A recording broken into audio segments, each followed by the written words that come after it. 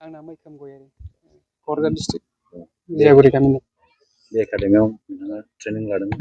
औ आं बे एकाडेमियाव ट्रेनिं लादोंमोन। ओमफ्राय आं 7 मान्थसो ट्रेनिं लानाय जादों आरो बे एकाडेमियाव रिटेन प्लास फिजिकेलनि थाखाय।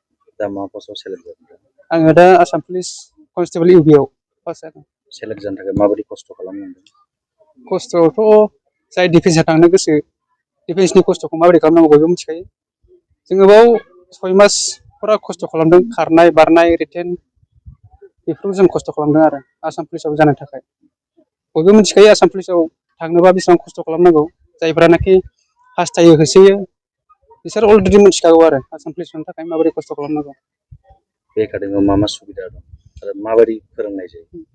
बे एकाडेमियाव सुबिदायाथ' जेसेबांनाखि नोङो नोंनि लाइफनि थाखाय नांगौ बेबायदि सुबिदाया दङ।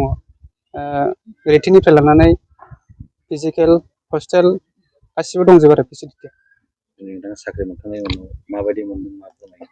गोसोखौ आं बिराद गोजोननाय मोनदों।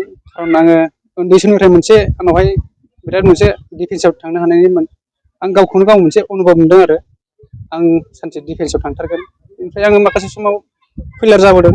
नाजायै नाजायै आङो नै देग्लाय 2025नि दाखालि फोसावनाय आसाम पुलिसनि रिजाल्ट आं बाव पास जानो हादों।